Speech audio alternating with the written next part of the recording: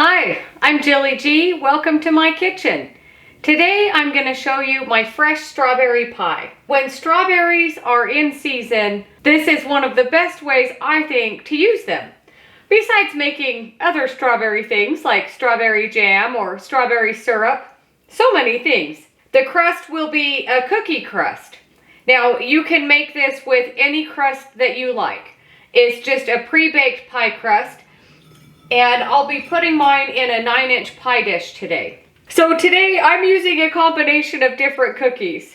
One of the things I love about cookie crusts like this is use your favorite cookie. I've got, a little bit of my gluten-free graham crackers. And then these are some little shortbread cookies that I've made. And they're really delicious. They work really good in a pie crust. And so I'm not sure, I don't have enough of both to make a pie crust, although these ones might make enough, but I thought why not use the combination? I've got them. So I'll be crushing those up in the food processor. If you don't have a food processor, just use a plastic bag and a rolling pin. Or again, this can be used with any pie crust. Use your favorite pie crust. A regular baked pastry pie crust, I've got a video here on my channel. I'll put a link for that below. That would be great. Or if you go to the peach pie bars or the blueberry pie bars, that crust works really great as well. Possibilities are endless for a pie like this. So I need 2 cups of cookie crumbs. So I'm going to aim for about 1 cup of each kind of cookie. Do my graham crackers first.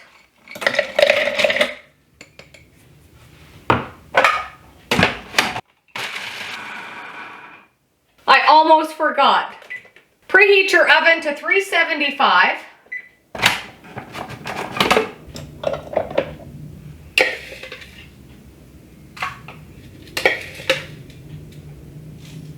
And it looks like I might have barely a cup of my graham cracker crumbs.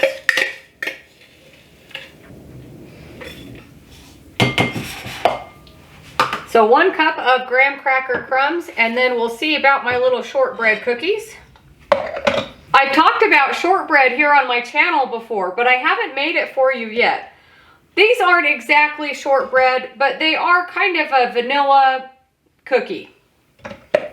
Nothing fancy. They're kind of a cross between a shortbread and a sugar cookie. But it works so great for cookie crusts. I'm going to start with about that many.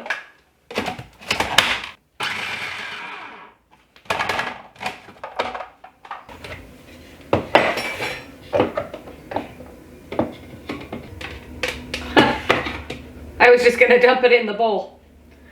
And then we just need 1 cup of these kinds of crumbs. I know I mentioned when I was making my fruit salad that this recipe really can be made with any kind of fruit combination. And I've actually done this kind of recipe with a combination of fruits with ginger snap cookies as the crust. And that works out really good. And if you have extra cookie crumbs, in fact, I'll probably process the rest of these cookies into crumbs and then just put those in the freezer. And then these will be ready the next time I want to make a pie crust out of cookie crumbs. So to my cookie crumbs here, I'm going to add a 1/4 cup of melted butter. And then I've got a 1/4 teaspoon of salt. I've got 1 tablespoon of honey. And then I have an egg here. We won't use the whole egg, just the egg white.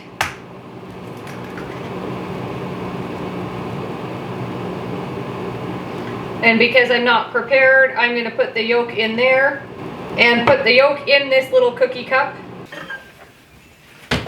There is our melted butter. And I'm just going to mix these crumbs around together.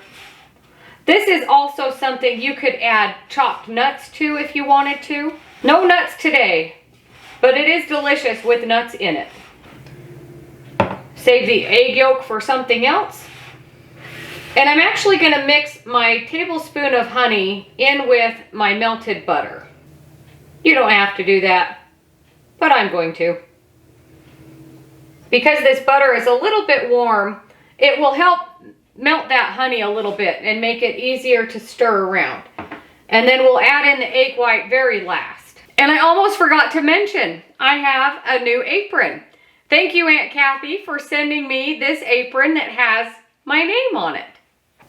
So I'm just going to slowly stir in my butter to my crumbs. And we're looking for the texture and consistency of wet sand. And just keep mixing until everything is evenly coated in this butter. So 1 egg white in there, and then just give this a really good stir. You want that egg white to be evenly mixed around in here. And I find that adding in the egg white adds just enough binder to hold the crust together. And our mixture will actually look like extra wet sand. But you can see it still is a little bit crumbly. And that is exactly what we want it to look like. And the nice thing about a cookie crust like this, if at some point you feel like your cookies weren't as dry as you thought they were, you could always add in some more cookie crumbs. Or if you have used all of your crumbs and it's still too wet, just add in a tablespoon of gluten-free flour and you will be the right texture and consistency. Bring over your pie dish, and this is just a 9-inch standard pie plate. And just dump the crust in all in one. And then I usually spread it out just so it's kind of in an even layer before I start pressing it down. And then I have a glass, and I usually start in the middle. Now that I'm pressing my crust down, it's actually a little bit damp. So I'm going to sprinkle on some of my cookie crumbs to help my cup not stick. And I think actually my fingers might be the best tool. There we go, much better. Spread out those crumbs that you sprinkled on. So once I have it fairly even across the bottom, I'm going to start working up the sides of the pan. Don't forget about the middle. So working from the middle, just push towards the sides. And then what I usually look for is to see how far along the edges it's coming up. And that kind of gives me an idea that it's all even. It's never exact, but do your best. And once it starts coming up the sides like this, I just start pushing in the corner of the pan. And then that will push it up to the sides. So once you've got all of the corner the same thickness, I start going along and using my fingers and my thumb to make sure that this top edge is all the same thickness as well. The nice thing about a crust like this is you don't have to have any overhang. But you could if you wanted to, but it's not really the kind of crust that you make a decorative edge with. So I usually just aim for the top of the pie dish. And my oven is preheated just in time. And that looks really good. I'm just double checking that it is the same thickness all the way around. This will go into the oven for about 7 to 10 minutes. It will be a little challenging to see when it's golden brown because it's already golden brown. So what I'm looking for is for it to look a little bit dry and baked. So I've just been starting on cutting up my strawberries while the pie crust is in the oven. And once I get enough in this bowl, I'm going to mash them with my masher until I get 1 cup of mashed strawberries. And then that will go for the glazed topping that will go on top. I think my crust is almost done. And it looks really good. And it feels pretty dry to the touch. There was a couple of bubbles there that I almost popped with a fork, but they're settling down now. So now this just needs to cool off to room temperature, and I will just continue on with my strawberries. And once you think you have enough strawberries to mash up that may or may not equal 1 cup, let's see. And I usually save the really squishy ripe strawberries for mashing.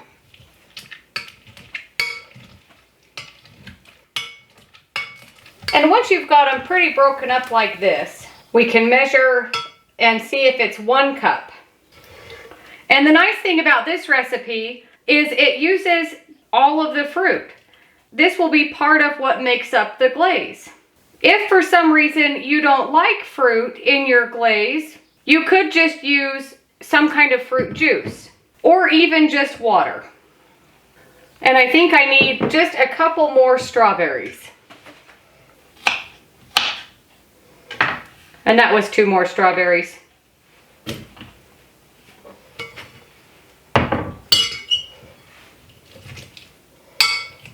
And if you don't like the seeds that are in strawberries, you could puree this in a food processor or a blender and then strain this mixture out, and then that would give you a smoother mixture as well with all of the flavor from the fruit. But I actually like the little bit of chunks in there.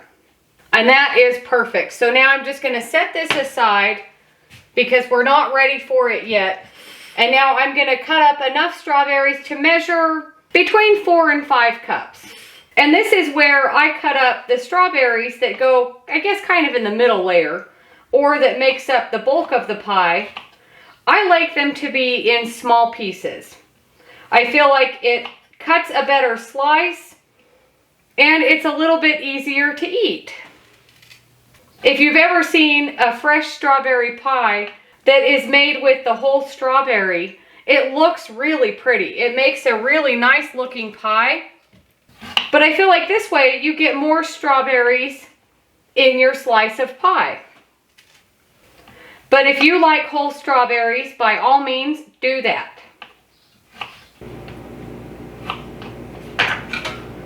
So this is the last of my strawberries. Whoop. Cut up, and it looks like I'm just shy of 5 cups of strawberries, so that worked out perfect. So now let me see if my pie crust is cooled off. My pie crust is nice and cooled off, but I'm going to wait to put my strawberries in it just yet.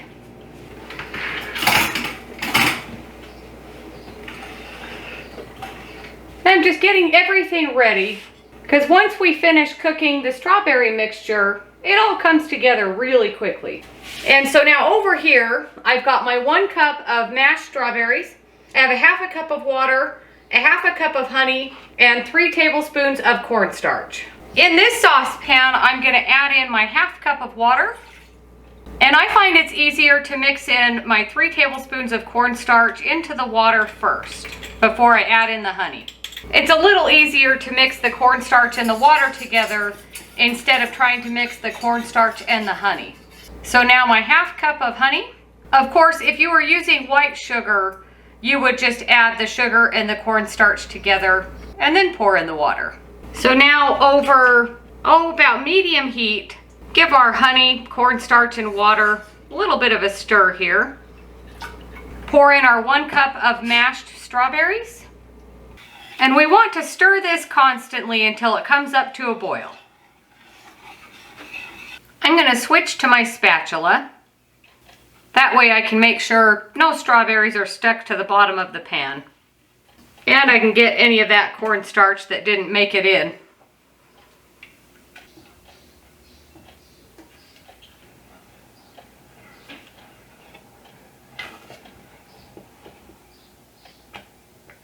And once it starts to thicken and boil, just like this, we're going to time 1 minute, stirring constantly.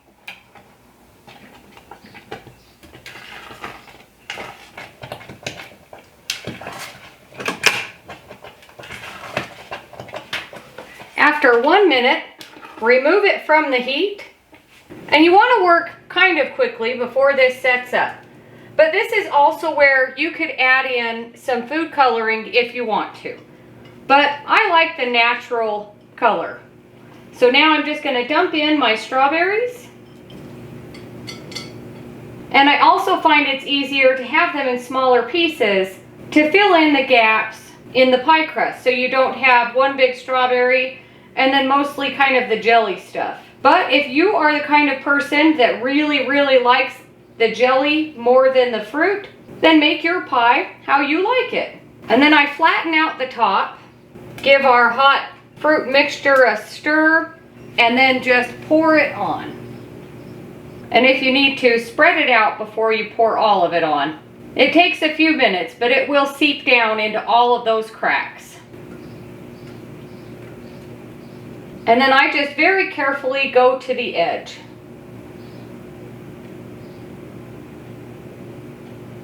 And then I just smooth out the top. It doesn't really need it, but I'm kind of helping it to go in between all of the cracks of all of the strawberries. So as soon as this cools off to room temperature, I'll wrap it in plastic wrap and stick it in the fridge. And then tomorrow we'll be able to cut into it. If you got up super early in the morning and made this dessert, you could serve it that evening. But I find with this recipe, overnight really is best, and then it holds a slice much better. Here we are the next morning. My pie has been in the fridge all night long.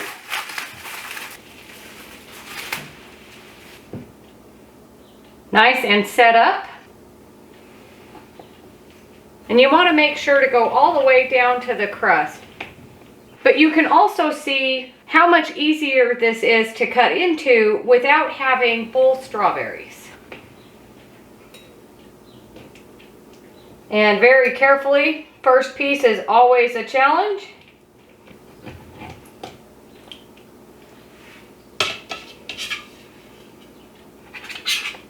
And it's falling apart a little bit. I missed some of my crust here. And for pies like this, I usually don't put any kind of whipped cream or anything on top until I'm serving it. Although if you plan on serving the entire thing today, then you could put the whole whipped cream on top and make it look nice. I'm going to turn this around so you can see. And then I've got some whipped cream here. I've mentioned this topping before. It's my whipped cream with cream cheese in there. And a little bit of honey and vanilla. And even though my piece is falling apart, it's holding a slice really well in there. The first piece always kind of looks like a mess when you first slice it and take it out of the pan. But let's give it a bite.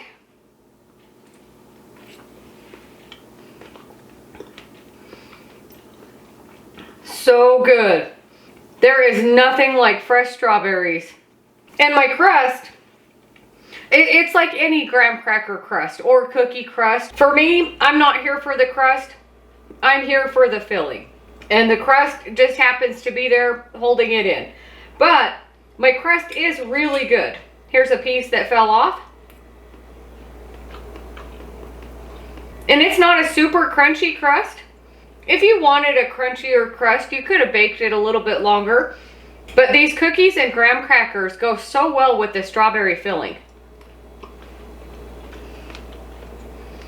I think I have to have another bite just to make sure that it's good. This is the exact reason why I make this dessert so many times a year. Every fresh fruit that you can think of is great in this dessert. And to me, it's a perfect way of highlighting the fresh fruit. You could certainly make this with frozen fruit in the winter or something like that. But this is such a nice light dessert for a hot day. It's so refreshing and it's not heavy at all. You could serve this with ice cream if that's what you like. But I prefer it with my whipped topping or even just plain whipped cream. The fruit is the star of the show, which is exactly why I like this recipe so much. And I'll tell you, as much as I make this recipe with every fruit that comes into season, although apples, I've never made it with apples before. Maybe coming soon. I'll have to try that. But as much as I make this recipe with all of the fresh fruit that comes into season, everyone else loves it just as much. It's the same dessert, but it's different every time because the fruit is different every time. If you haven't tried my peach or my blueberry pie bars, that is this recipe just in bar form. But here you can see that it is easily made into a pie. In fact, the original recipe is a pie. And those other recipes, I do have a layer of cream cheese on the crust. You could certainly do that here as well. I chose not to this time because I knew I'd be making my topping with the cream cheese. Although that doesn't matter either because I do both all the time anyways. But if you haven't tried this recipe yet, I encourage you to try it. Whatever fresh fruit you can find in the store, make this recipe. Or your favorite fruit. It is such a delicious, light, refreshing summer dessert. In case you're new here to my channel, I'll give you a little bit of a backstory. But a couple of years ago, I made this exact dessert with peaches.